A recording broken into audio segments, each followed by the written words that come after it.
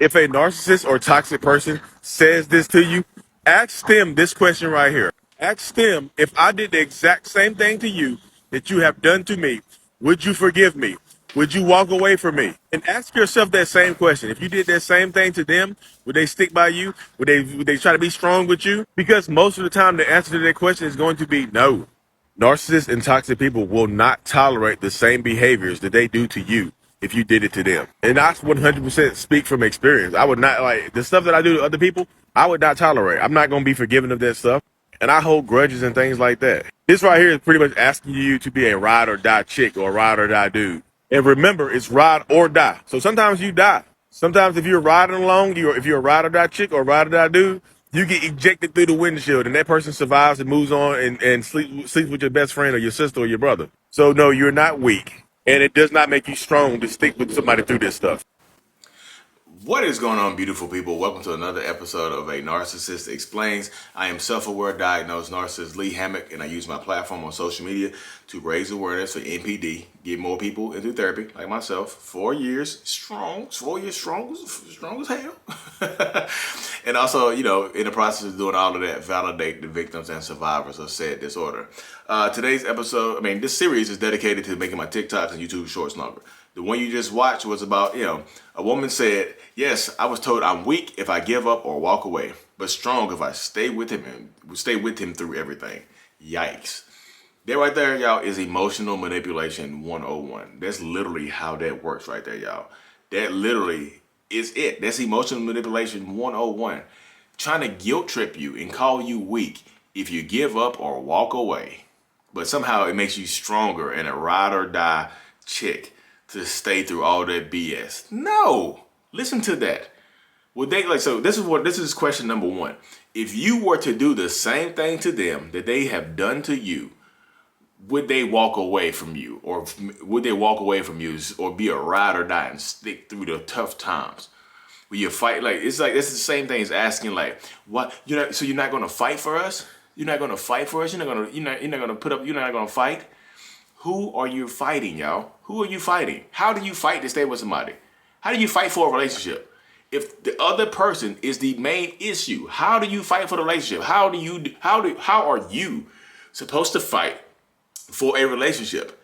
If the other person is the issue, how are you supposed to fight? You supposed to fight yourself by making yourself look stupid by staying with somebody that's cheating on you constantly and you know about it?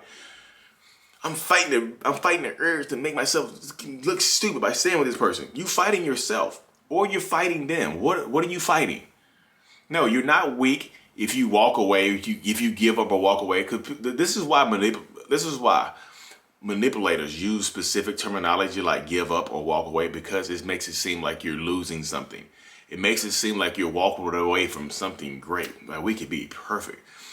We could be the power couple. We could be couple goals, or whatever they want to say to you.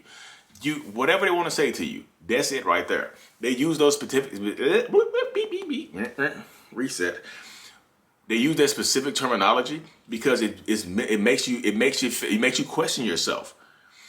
It makes you question yourself, like you losing something. And those words in and of themselves make you feel weak. Transform those words, though. That's why I said I preach transformative vocabulary, because the words you say affect how you think and how you feel.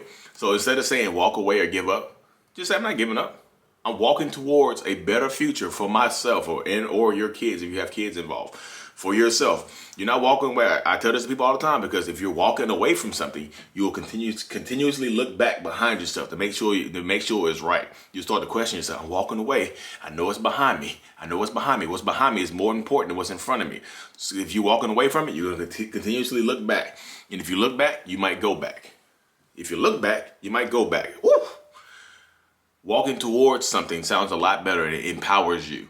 I'm not walking away from you. I'm walking towards something better. Walk towards something, because if you're walking towards something, if you're walking towards a goal, you see the goal, you will rarely look back. You have no reason to look back, because you know better is in front of you.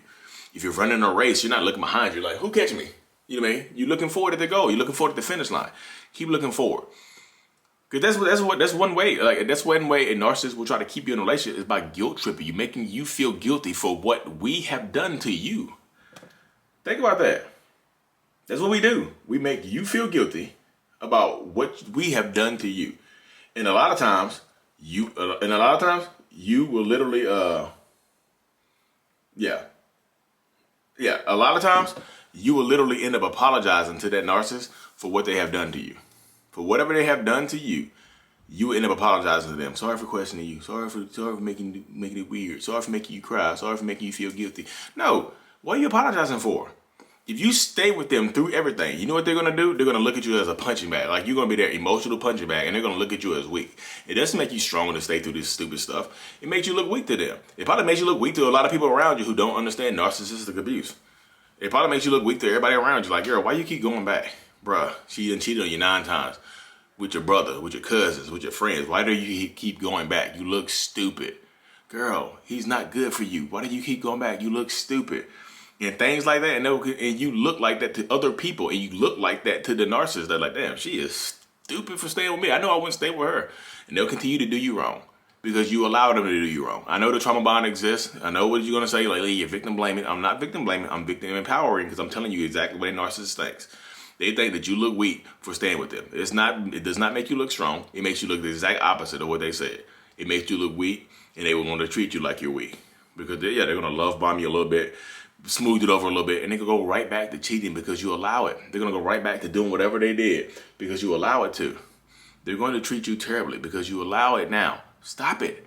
You have the power to put an end to it. Empower yourself. You have to be the strong one. You have to.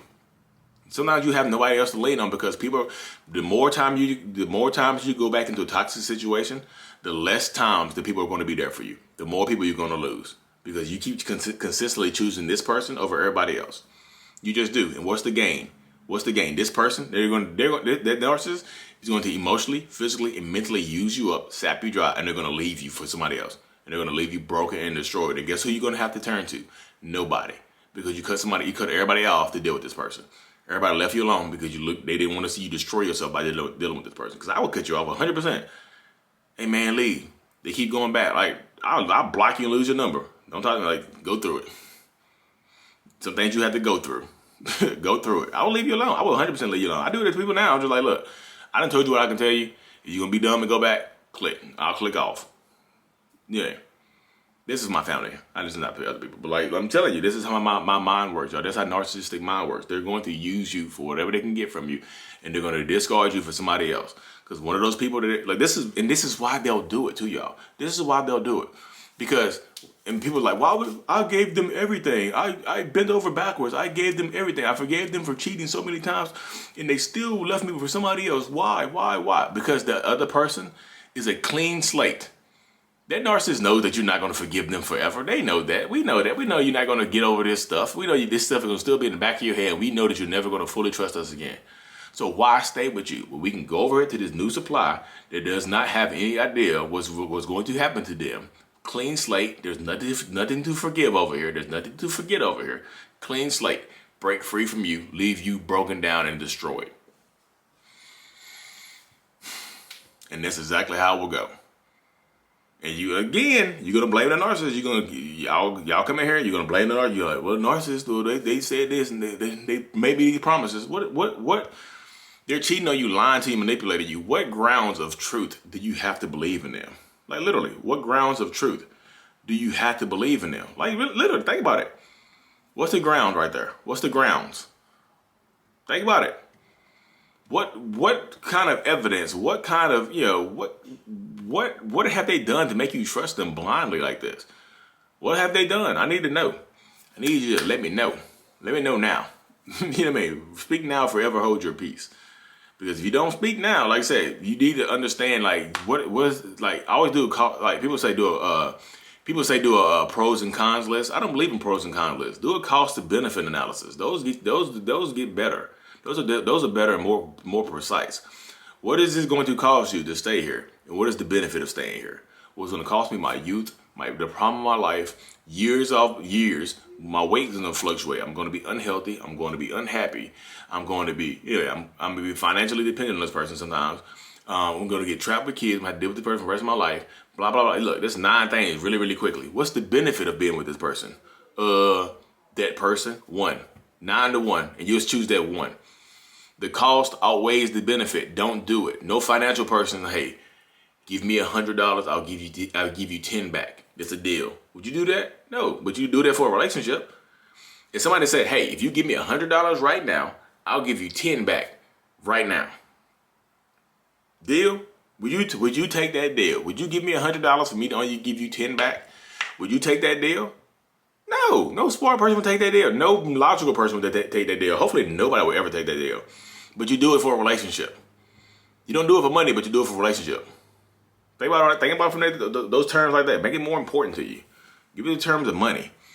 You know what I mean? Take back your power. It's guilt tripping 101. It's emotional manipulation 101. You're not weak for leaving.